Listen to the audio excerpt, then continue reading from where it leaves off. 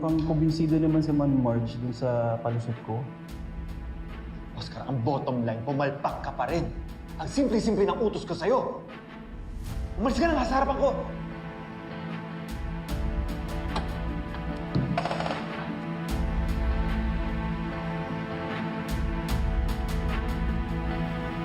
Marag ikulbaan si Oscar kanina nung nakita na ko siya. Ayaw ko ng pagdudahan. Pero malakas talaga ang kutob ko na hindi siya nagsasabi ng totoo sa akin. Sa imong huna-huna, naaba siya laing rason na nung naghalungkat siya. Nadala ba ni mong charger ni Robert? Naman, Day. Buti na lang pareho kami ng charger ni Jobert. Salamat, ha.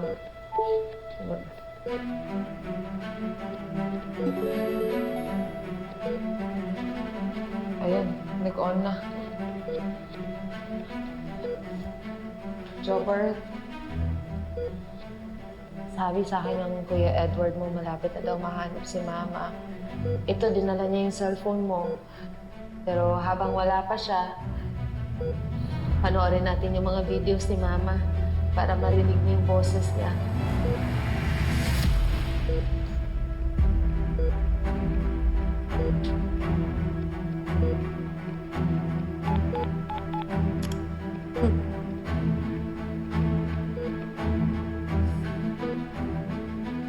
Aww, ang cute naman ni Ashley tsaka ni Jobert. Ang sigla-sigla pa niya nung gabing yun, no?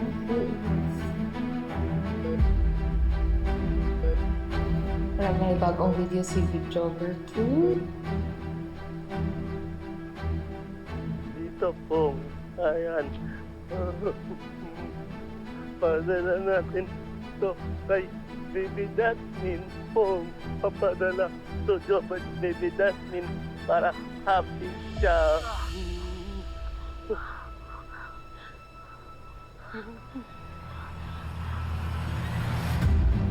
Sus, Ginoo, Day.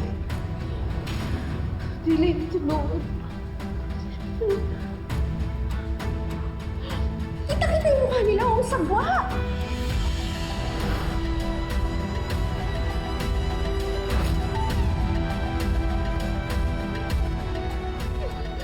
Mga walang iya! Paano nila nagawa sa akin to? Diyos ko, si Paolo siya kasi Thea.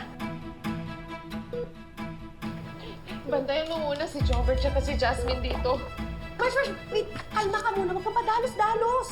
Paano ako kakalma? Malumalang ang sakit ng anak ko. Pinagtataksilan nila ako. Baka ito yung dahilan kung bakit aksidente yung kapatid ko. Hindi na ako mapayag na gagawin pa nila ako. Tatapusin ko na yung kababuyan nila. Marge!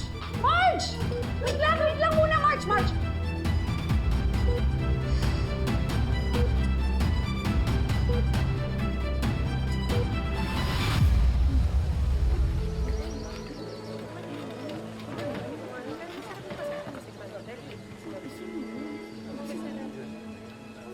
Ano na? Hindi ko nakuha. Nasa kanya pa rin. Eh, ano na? Nasaan na si Marge?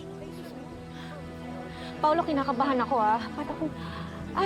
Han! Hindi po ba magsisimula yung palabas na to? Magsisimula na rin siguro. Halika na, upo na tayo.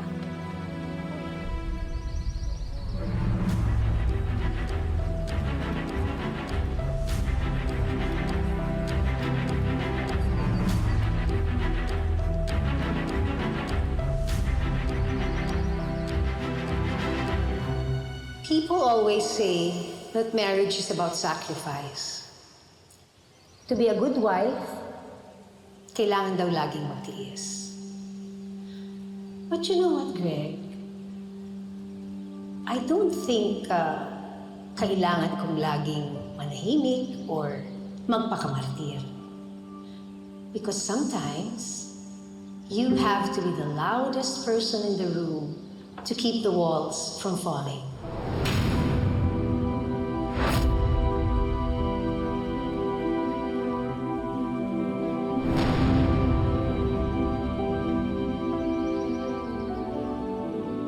A home isn't just about architecture. Hindi lang magandang disenyo, mamahaling chandelier, o imported na sofa.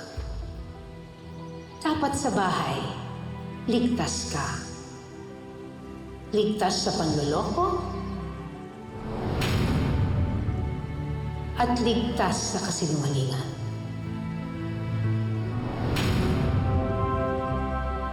Kasi sa oras na pinapasok mo ang kasinungalingan sa pintuan mo, kahit gaano kaganda ang bahay mo, magiging kulungan yan. Magiging kulungan ng mga taong sinasabing mahal mo.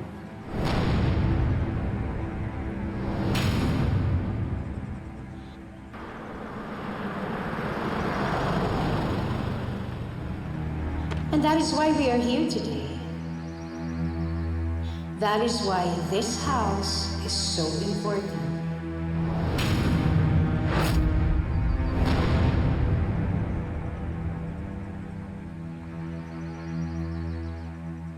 Greg, it is a living proof sa pagiging matatag natin. Hindi lang marriage vows ang nire-renew ko, kung hindi vow ko dito sa tahanan ito. Kasi hindi ko hahayaan ng kahit na sino na buwagin ito. Because at all costs, I will fight for this home. I will fight for us.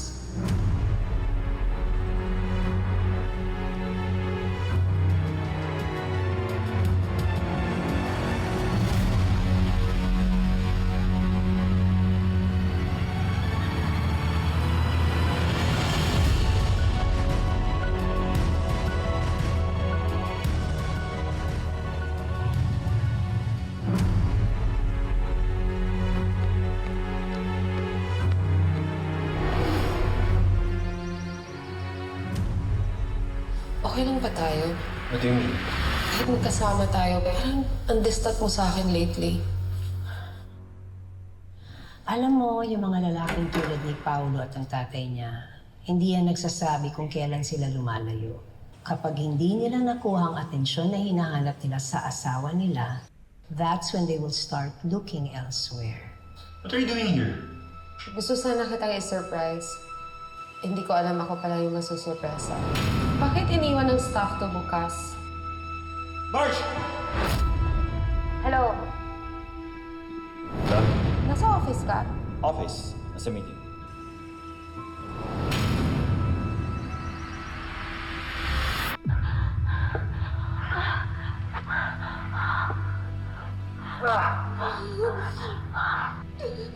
Mga walang hiya!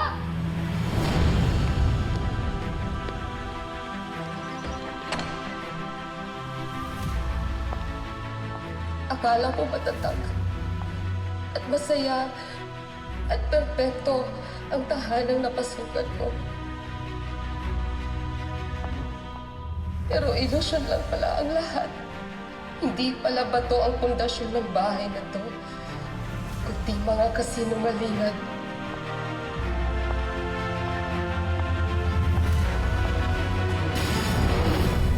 Itigil niyo tong kalokohan na to!